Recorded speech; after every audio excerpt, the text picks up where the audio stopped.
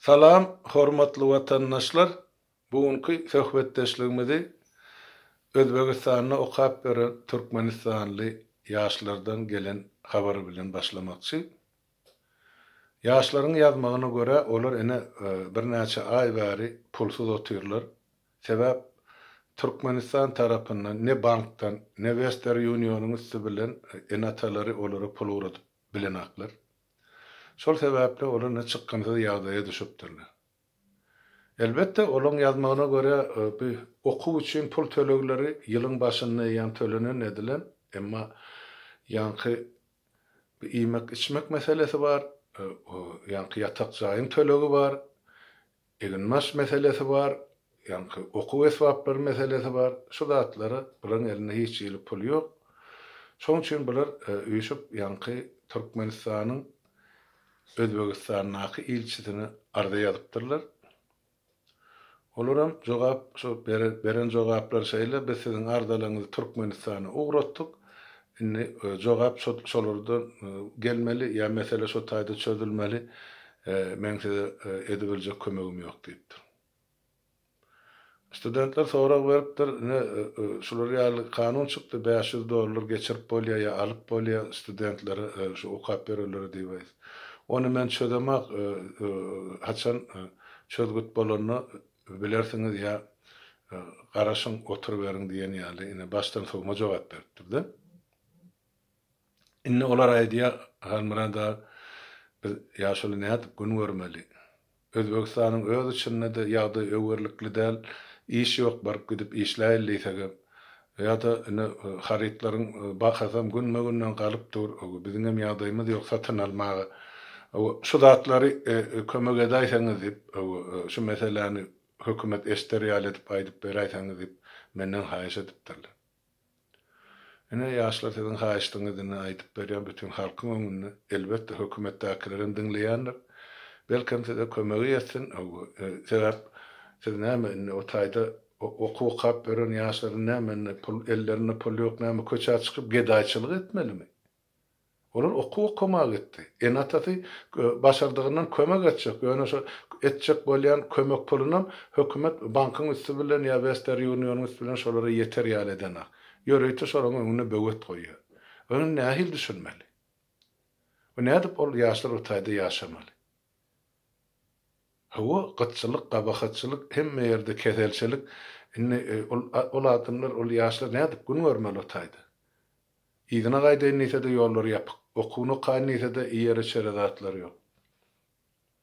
Nädip gün görmeli olar? Ine şu soraglary Türkmenistanyň hökümeti we bilim ministri jogap berer diýen umyt bilen şu habary köpçülige ýetirýän. Ondan ýa-ni şol düýün ýene-de Marw vilayetinden habar geldi. Şular ýaly Marw vilayetining Murgab etrawynaky owalarda bayram alyň töwereklerini, owalaryň şu arçyllary ýa owa sebetleri öňkü söz bilen aýtsak, öýün aýlanyp şu 7 ýaşlydan 70 ýaşlysyna çelli gidende şol etrapda ýemede suratçyda surathanada surata düşüp şaýalyň şu ululaň suratlaryny getirip şol owa sebede tawsyrmalymyş. Her hojalyk. Näme üçin gerek?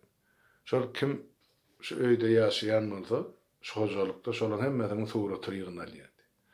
Indi meselen bir hojalykda 10 maş adam bar bolsa, şolaň 9-sy barda 10-njysy ýok. Hanam şu nirde diýip soraýarlar diýdi. Okuw okuyam, işleýäm, haýsy döwletde, nirede? Suratyny berin, telefonuny berin, ýaşaýan şäherini aýdyn, ýaşaýan jaý nomerini, köçe nomerini, jaý nomerini aýdyn, işleýän ýa okuyan edarasyny aýdyp berin diýip ine şeýdip maglumat ýygnaýaly her bir raýat bar diýip, her bir grajdanin bar diýip aýdýar. Doğrusyny aýtsak bu habar Lewap vilayetinden maşlanyň şolar ýaly öýmöý aýlanyp adamlar hasap alynýar. Şoňa kan ynançylyk etdiler-de adamlar beýle däldir diýip. Ýogsa şu habar Azatlyk radiosyna da aýdylar diýen ýalňyşmyan bolsam.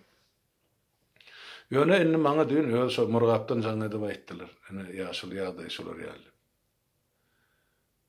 Onun üçin mahal hökümet adamları şu total tutuşlayan kontrol altına almak için adamların şu maşgalların kimse nerede okap bör, kimse nerede işlep bör. Şoları idarlamak için edilen oyun telefonu yaşayan yeri näme gerek oluyor samalan. İşlep bör da bir yigit ya bir gıyda İtalya'dan Türkiye'de. Halal kazanca diye onun dünyasına idina çağalarını ya enatasını uğradı. Näme cenayet bar berdi. Yok, orara bilmek gerek. Şol adamlar mesela azatlyk barada pikirlenýän, azat pikirli adamlar, aktivistler, öňde barjy adamlar, şolaryň diýen sözlerini ya çykyşlaryny dinleýärlermi, görýärlermi? Mesela bizim saytlarımızda komment ýazýarlarmy, ýazanaklarmy? Özleri ýazmaýan bolsa kimler ýazýar, şunu biljek bolýar adamlaryň üstüne. Ine şular ýaly şogulçuluk meselesini, iýdarlamak meselesini ýola goýmak üçin edilýän oýun. Ýurdun içinde indi şol galan adamlar hemmesi şu hökümetiň eline ýetir alynan zalojnikdir. Indi gidip şolaryň hemmesi surata düşmeli. 7 ýaşdan 70 ýaşa çeldi diýip maňa düýün jaňa da aýdýar. Ene bilem hökümet indi halky total tutuşlaryň kontrol astyna gözegçilik astyna almak üçin ine gurnaýan oýny. Şoňa boyun bolmalymy ýa ýokmy? Vatandaşlar onu öýdüň, oýlanyň, otaryň, çözüň öýdi ýanyňyzda pikirleniňdi.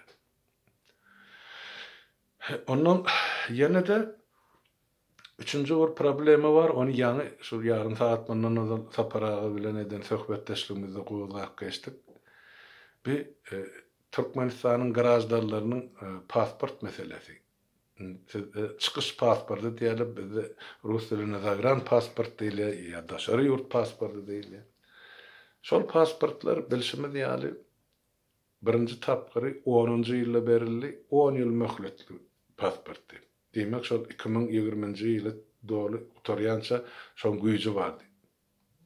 Sonra 15-nji ýylda ýene bir gezek pasport paýlanyny, ol pasportyň möhleti 5 ýyl. Onun möhleti 20-nji ýylyň ahyryny, üstümizäki ýylyň ahyryny ýene de 2 aýdan olam oturmaly. Indi mesele ya problema nämede? Türkmenistanyň daşyna islenlik döwletde işläp ya okap beren, ýaşap beren Türkmenistanyň garajdarlarynyň hemmesi indi pasportly meselede özleriniň hiç bir hukuky ýok bolup galýardy adamlarda. Pasportyň güýji ýetse adam eýem hiç bir hukugyny peýdaran biljek geldi. Ine şo derejä gelip ýetdi. Eýem pasportynyň möhleti koýan adamlarymyzdan watandaşlygymyz adal. Bu nerte köýjekler hem bar. Aňry gitse 3-4 aýdan şo ýurdun daşyna ýaşap ýören aýdal 2 million türkmenistanly bar bolsa şolaryň hemmesi eýem pasportly adam bolýar. Ya pasportynyň möhleti öçen ýa gutoran adamlar bar. Şolar ýaly pasport bilen hiç ýeri, hiç bir döwlete göçmek, gonmak, siýahat etmek, ya aşmak mümkinçiligi ýok. Hep möhlede oturan pasport bilen hiç ýerde biledem alyp boljak gäle, ne samalýoda, ne otla, ne awtobusa. Islenlik serhetden ýygyna gaýtarjaklar. Ya islenlik edara işe barsaňyz pasportyňy seredýäli, möhlede çypdyr ýok gardaş, ya uyan biz seni iş alyp biljek gäle. Ine biz şu mahal hukuksuzlyk derejesine gelip ýetdik. Eme bir şol ýa düşünje barda rus diline grajdanin mira diye. Elinde pasport ýok adamny bu dünýäniň grajdanini ýa bütün dünýäň raýaty bolýar diýdi. Hiç ýerde raýatlyk ýok adi. Ine biz şu derejä gelip ýetdik. Ol pasport näme üçin berilýär adam? Ol şonuň birinjine şahsiýetini tasdikleýär, ine meniň menligim ýa kimin kimligini görkezýär. İkinciden ol pasport gora bolup hyzmat edýär. Meselem plany Türkmenistanyň raýaty ýa grajdanini şonu Türkmenistan öz gora gastyna alýar. Şol adamyň nirde ýaşaýarlygyny, nirde siýahat edip berildigini ýa gezip berildigini, okap berildigini garamazdan şol adam Türkmenistan döwleti tarapyndan gora gastyna diýilen many berýär şol. hak beriyor, hukuk beriyor şu pasport. Şon bilen adam identifikasiya ediliyor şu pasport bilen. Şol şahsiyeti tasdikleniyor. Şunyaňyň mı? Orada bir gat kagaz däl, goltuňda götürip beren.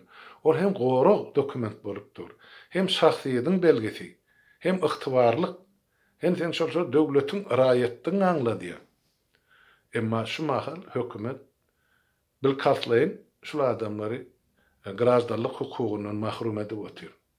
Elinde pasportyň bolmasa sen näýem grazdan däl hasap edýärler-de. Ya sen onu täzeden şu grazdanlygyny dikeldilen ýaly pasportyň dikeltmegen. Pasportyň dikeltmesen demek sen grazdanlygyň ýok.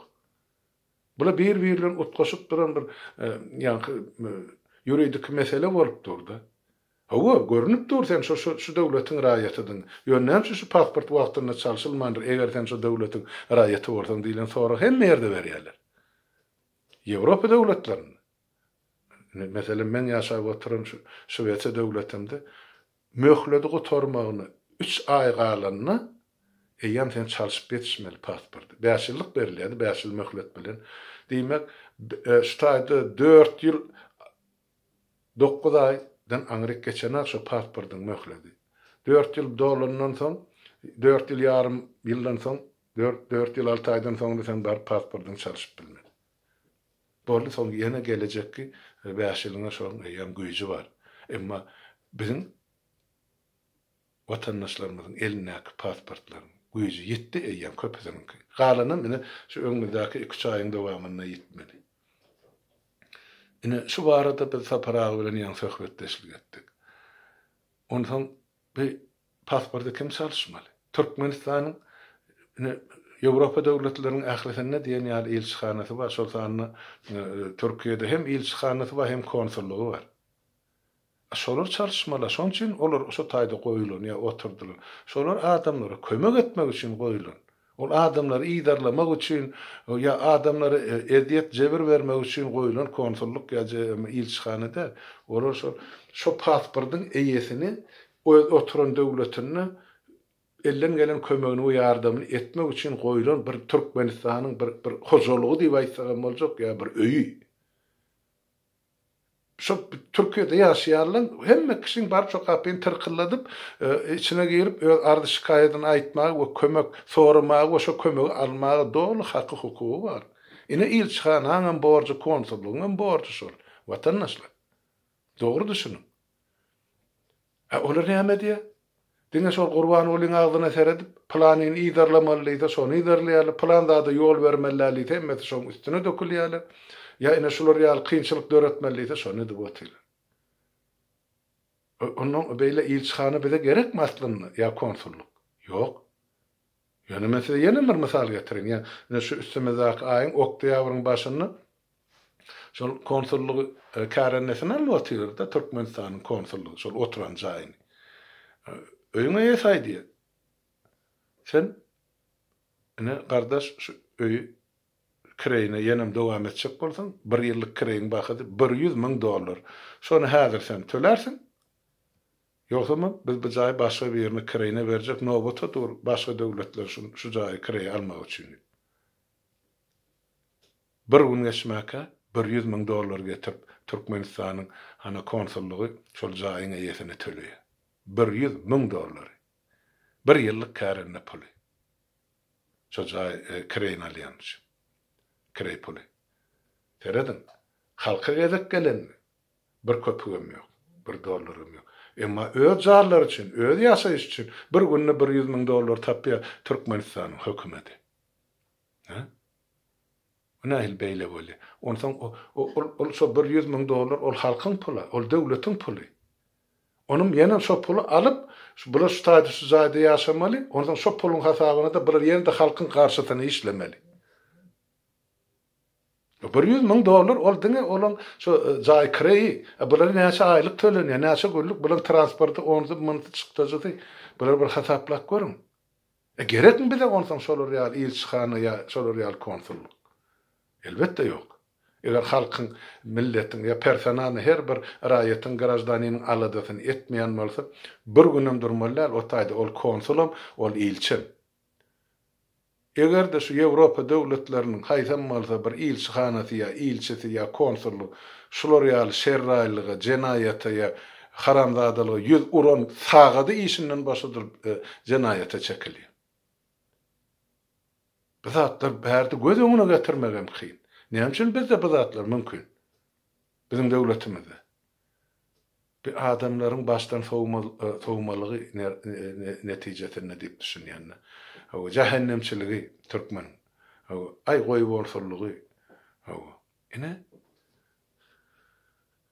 şoň netijesinde de ne? Bol düşüngünimiz şu ine 2 milyon adam ýurdun daşyna atla hiç bir hukuksuz aldy.